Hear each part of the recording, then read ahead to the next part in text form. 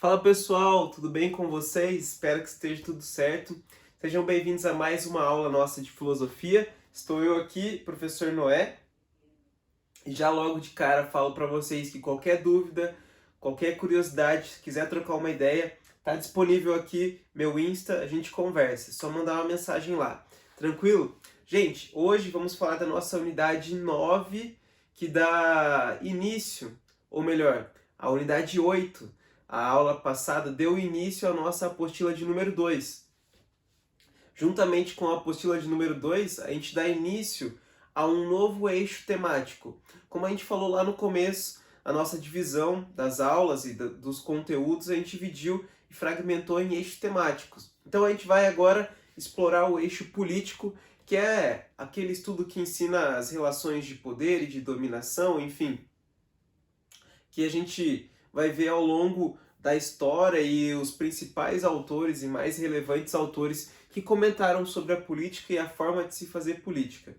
Um deles, que a gente chama de pai da política moderna, é o Nicolau Maquiavel.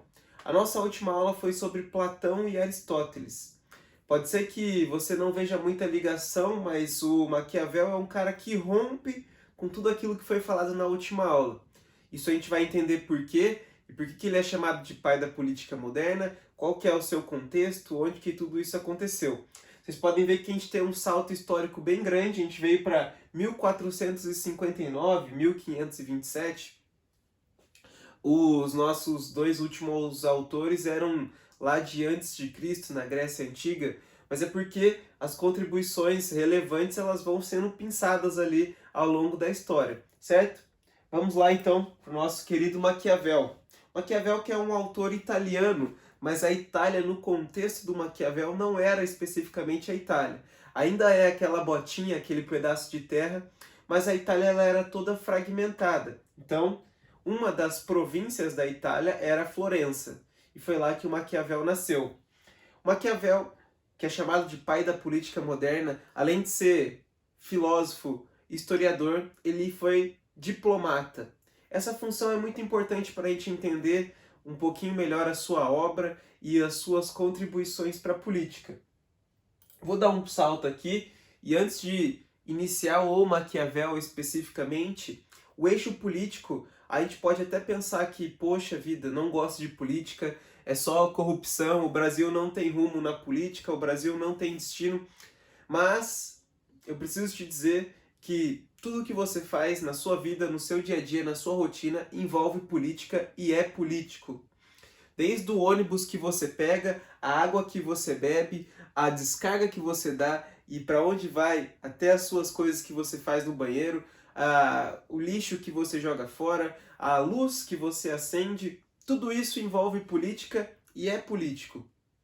Então, a gente pode até não gostar, mas a gente não consegue dissociar o ser humano da política e das ações políticas. Quando você defende uma coisa, quando você opta por escolher uma coisa, todas as nossas atitudes elas podem ser e devem ser voltadas na política. E é por isso que é muito importante a filosofia, as contribuições que a filosofia tem no eixo político.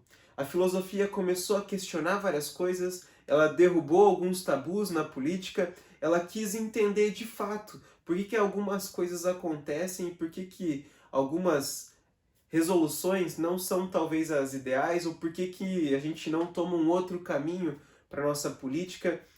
Enfim, ao longo de toda a história, vários pensadores se debruçaram a pensar a política. E é por isso que as contribuições da filosofia elas são muito importantes e muito influentes até no nosso dia e na nossa rotina.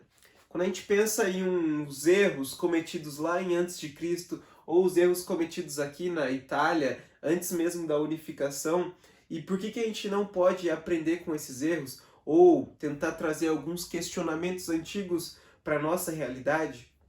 A política ela contribui muito na nossa forma de viver, na nossa opção de viver e na maneira com que a gente se comporta.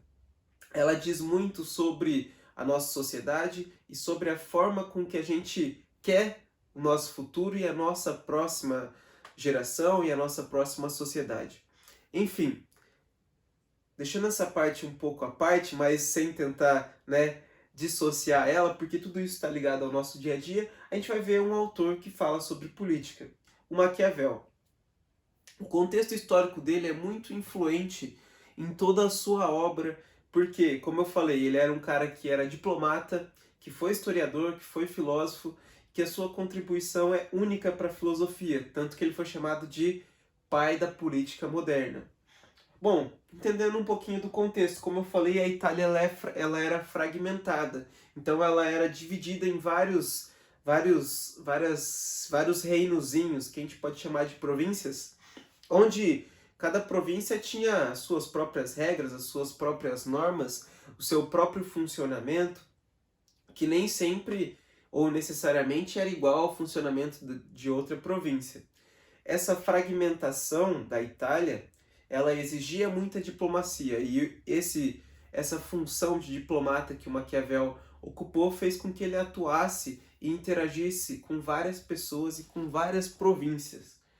Além disso, uma instabilidade econômica, que eu coloquei aqui 2 vezes, meu Deus, esse slide está até redundante, mas uma instabilidade econômica que falava muito forte sobre algumas coisas, como por exemplo, existiam mercenários, pessoas que não estavam nem aí para o desenvolvimento da província, mas queriam o seu bem. A instabilidade financeira, ela traz um certo caos, a instabilidade econômica, porque uma província não aceitava a moeda da outra, o cara produzia uma coisa, ele não conseguia dar troco, fazer escambo, fazer trocas de mercadorias com províncias. Se ele fizesse com uma província, ele ficava marcado em outra. Então, essa questão econômica, ela interferia muito nas relações entre os indivíduos. Claro que o professor de história aí de vocês pode explicar isso muito melhor quando vocês forem ver o processo de unificação e tudo que envolve essa unificação da Itália. A gente está aqui na parte em que a Itália não é unificada.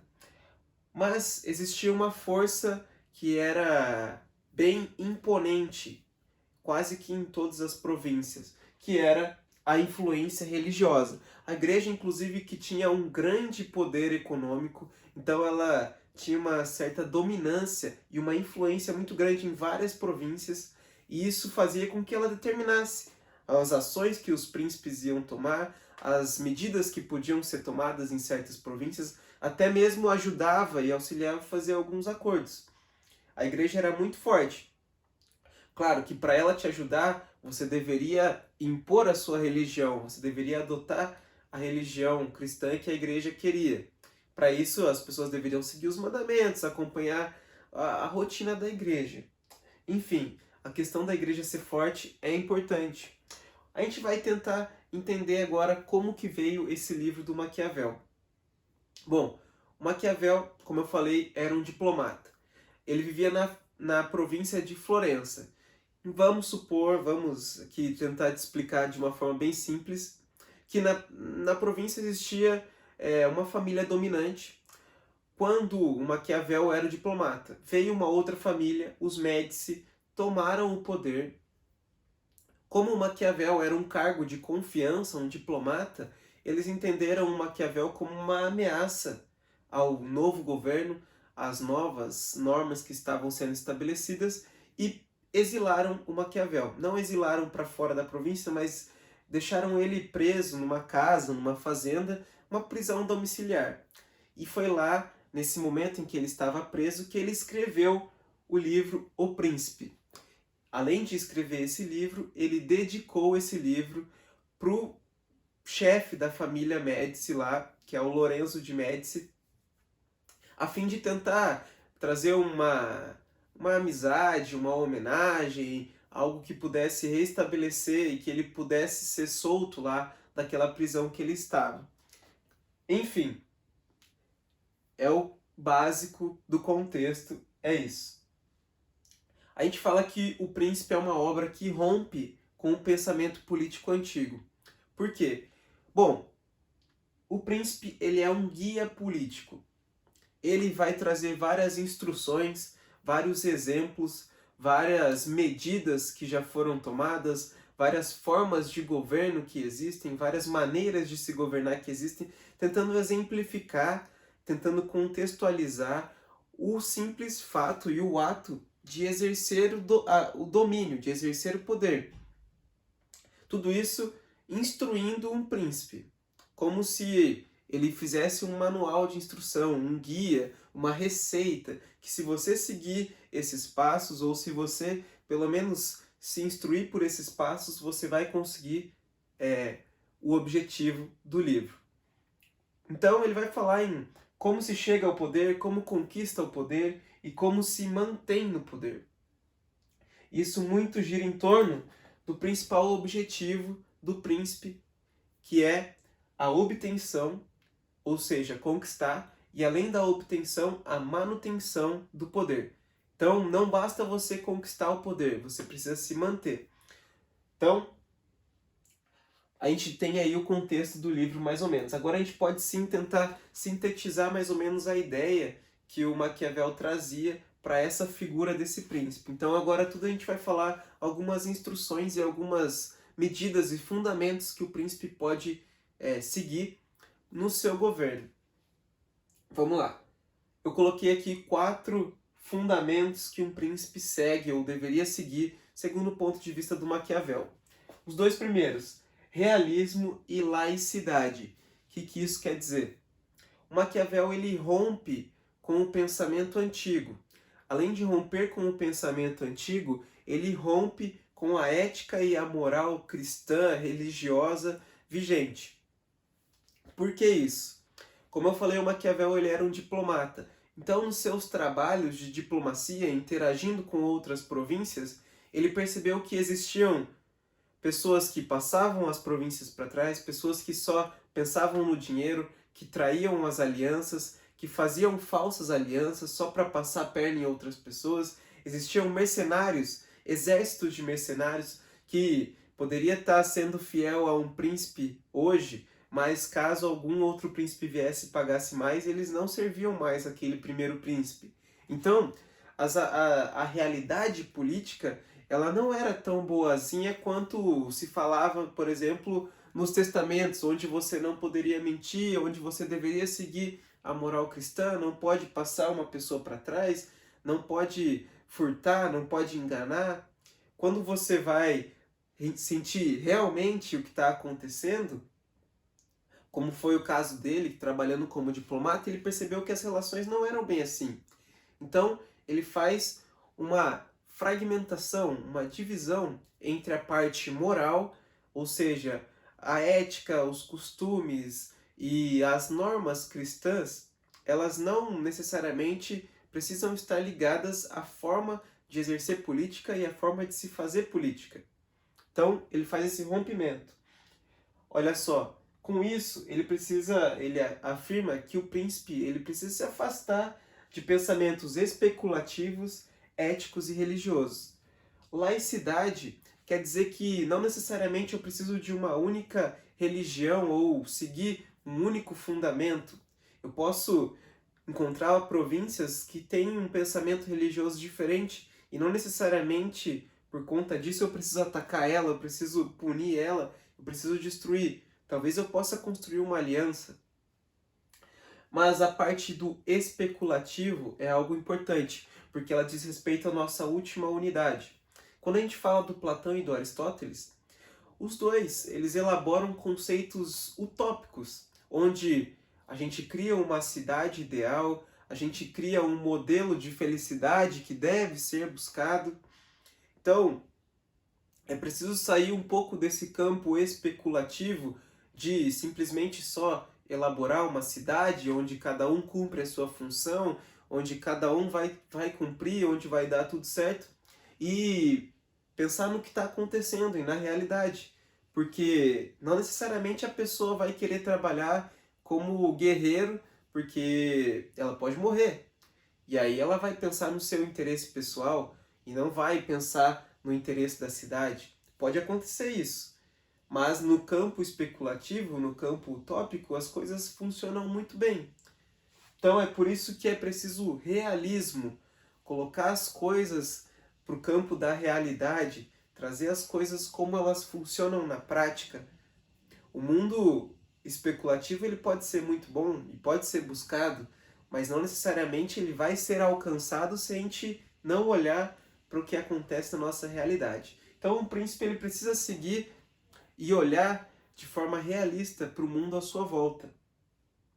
E também encontrar e deparar-se com esse mundo de forma laica, não necessariamente restrito a uma única interpretação do mundo. Além disso, utilitarismo e autonomia. Um príncipe ele precisa ter disposição para fazer o necessário pelo seu objetivo.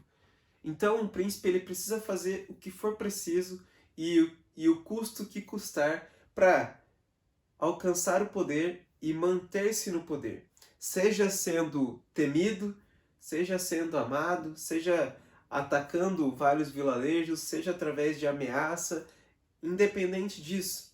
O príncipe ele precisa fazer o que é útil para que ele conquiste esse poder e que ele mantenha-se no poder. Seja, se for necessário, se for útil dele fazer suborno, trabalhar com mercenários, conquistar um exército de mercenários, para depois ele estabelecer um novo exército, isso é um simples meio que justifica o fim do Maquiavel. Além disso, o príncipe ele precisa ter autonomia. Isso dialoga um pouco com a laicidade. Ele não pode ficar preso a princípios religiosos porque ele não tem a autonomia total de fazer algo. Poxa, se ele não pode matar, por exemplo, se fosse um fundamento religioso, ele não pode estabelecer guerra, ele não deve estabelecer guerra. Mas se for útil para o príncipe e se for necessário uma guerra para ele conquistar o poder, para o Maquiavel, ele deve seguir o fundamento e gerar uma guerra, gerar um conflito, desde que ele conquiste o poder e que ele, além de conquistar, mantenha-se. Então ele precisa de uma autonomia e ele precisa fazer o que é útil. Esses são os 4 fundamentos. A gente pode até pensar que o Maquiavel é um cara cruel, e aí vem aquela ideia de que, nossa, uma pessoa maquiavélica, algo que está sendo ruim, mas ele está fazendo uma interpretação bem prática de algo que ele simplesmente constatou e que ele aprendeu, digamos assim, com erros que ele já viu e com erros que ele ouviu, né, que outras pessoas cometeram. Aí, claro, a famosa frase, os fins justificam os meios, que inclusive não é do Maquiavel, mas que se usa para explicar o Maquiavel, porque ela fala muito bem esse pensamento que um príncipe deve seguir.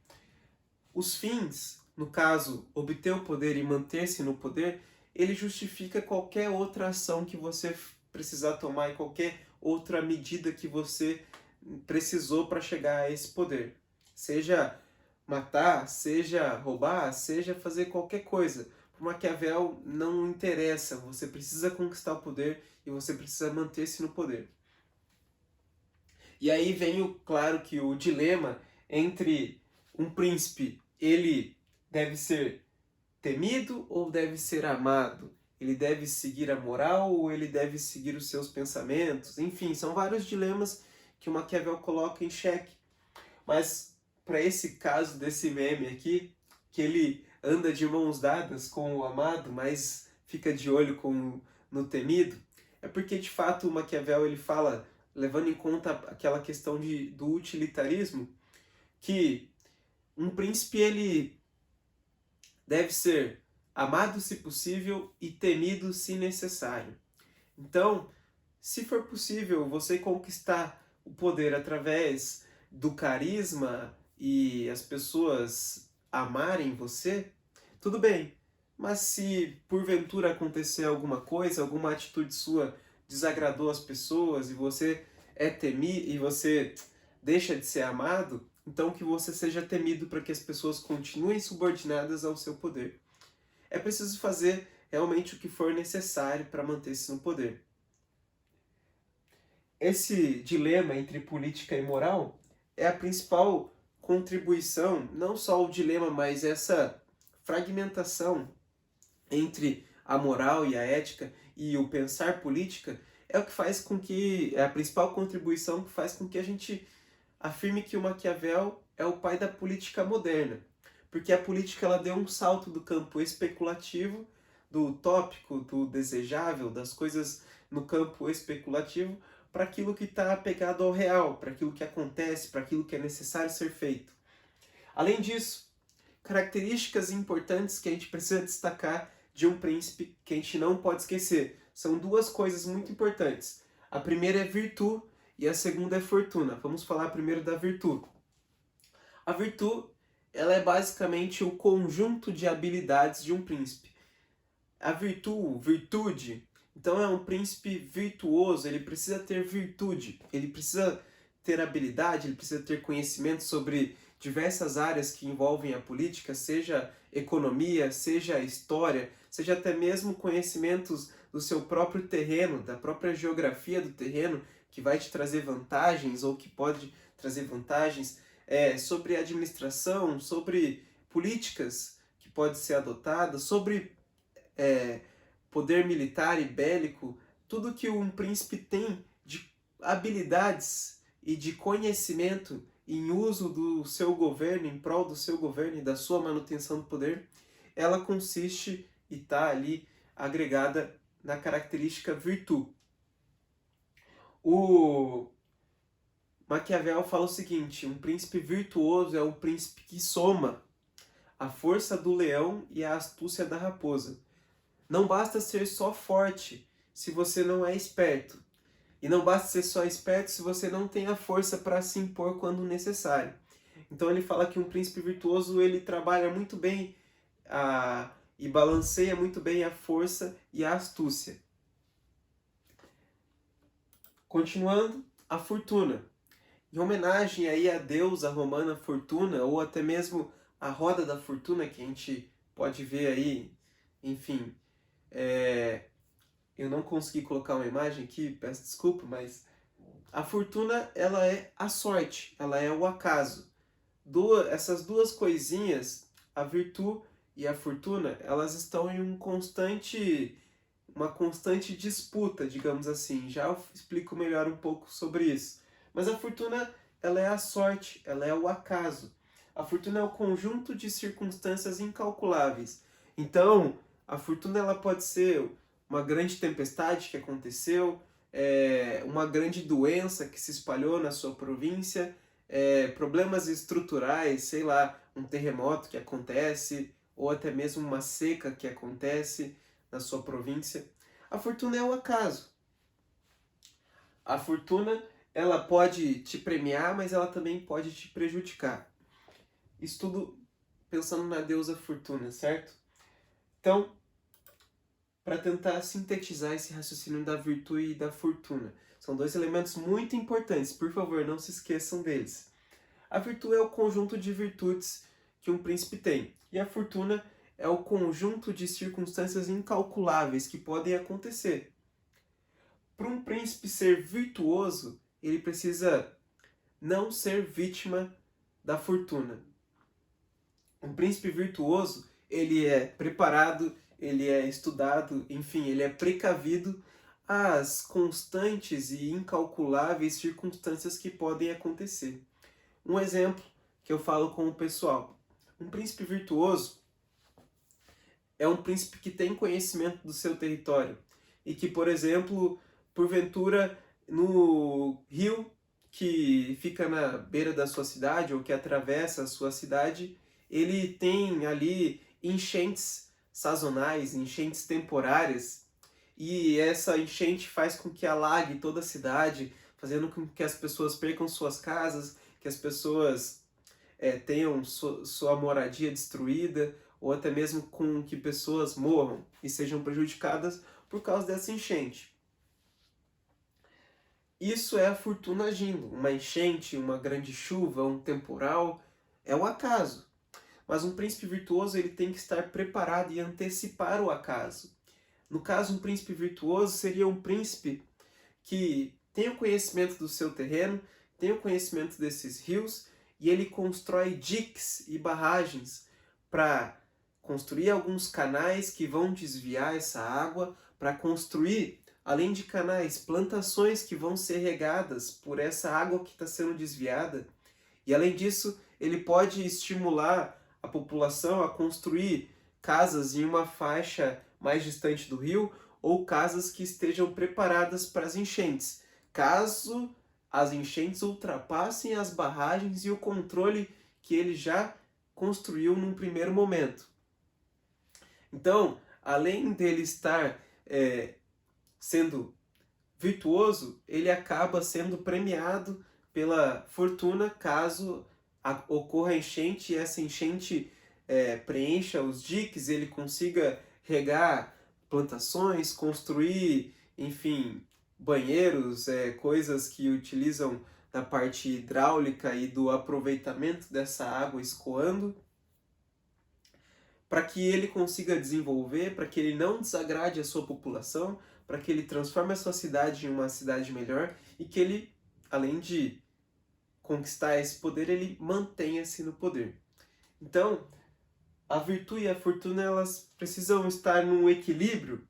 Precisam, mas a virtude ela precisa falar mais alto do que a fortuna.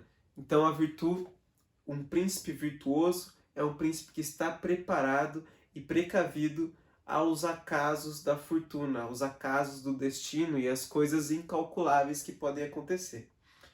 Bom, basicamente esse é o pensamento do Maquiavel, do livro O Príncipe, que ele construiu, que ele enviou lá para o Lorenzo de Médici. A gente pode ter duas interpretações de tudo isso que ele postulou aí nos seus livros, nos seus capítulos, que são, o primeiro deles, ele escreveu, de fato, o Príncipe para instruir os príncipes ou para instruir o príncipe para que ele pudesse ter uma visão mais realista, que ele pudesse ter um governo tirano ou não tirano, enfim, mas que seguisse esses fundamentos e esses aprendizados. Ou a gente pode ter uma segunda interpretação, porque a primeira interpretação, se você parar para ver, o Maquiavel de fato parece um cara que não está preocupado com a soberania do povo, que não quer saber de melhoras participativas, de mais parte da população fazendo parte da política. Ele só pensa principalmente no príncipe e que o príncipe tem que fazer o que ele quiser, ou melhor, o que for útil para que ele mantenha-se no poder. Ou a segunda interpretação, a gente pode ter um Maquiavel que está olhando, ou melhor, que está alertando várias falhas e momentos errôneos de aceitação que a população se submete. A gente aceita que o príncipe faça o que ele quer, a gente aceita que o príncipe ele é vítima da fortuna, a gente aceita que o príncipe ele segue só a religião que ele quer, a gente aceita que o príncipe fica preso a valores cristãos, a valores que eu não necessariamente acredito. E quando uma pessoa que não necessariamente é um príncipe ou um monarca lendo O Príncipe, ela poderia se tocar com essas questões. Então a gente pode ter duas interpretações do príncipe. E aí, qual é a mais correta ou qual você acha que seria ideal? Não sei. Maquiavel não deixou necessariamente um escrito falando, olha, a interpretação correta é essa. Mas é muito legal a gente pensar vários pontos de vista sobre uma mesma questão, certo? Bom, uma recapitulação bem rápida de tudo para sintetizar e a gente encerrar a aula. Maquiavel, pai da política moderna. Por quê? Porque ele faz a fragmentação entre a parte especulativa, a parte moral, com a parte política. Ele fala que a política não é bem assim, as coisas não são utópicas, as coisas são reais. As pessoas morrem, as pessoas passam fome, as pessoas são prejudicadas por conta de ações de reis, por conta de ações de monarcas, de pessoas com grande poder. Fazendo esse rompimento através da obra O Príncipe, que foi a obra que a gente explorou, onde a gente encontra alguns fundamentos e algumas atitudes que um príncipe deve nortear-se. Então, o livro O Príncipe é um guia político. E aí, o príncipe deve seguir algumas virtudes, ou alguns fundamentos, como eu falei, o realismo, a laicidade, o utilitarismo e a autonomia. Além disso, existe duas coisinhas muito importantes que a gente não pode esquecer, que são a virtude e a fortuna. A virtude é a virtude, são os conjuntos de habilidades que um príncipe pode ter para governar. E a fortuna é a sorte, é o acaso. Um príncipe virtuoso nunca é vítima da fortuna, então ele nunca é vítima da sorte ou do acaso. Ele sempre está prevenido ou se preparando para ser premiado, se possível, ou não prejudicado, se possível, pela fortuna. Tranquilo? Acho que deu para entender tudo. Qualquer dúvida, vocês podem me mandar uma mensagem. Com isso, eu me despeço, obrigado e até a próxima. Tchau, tchau!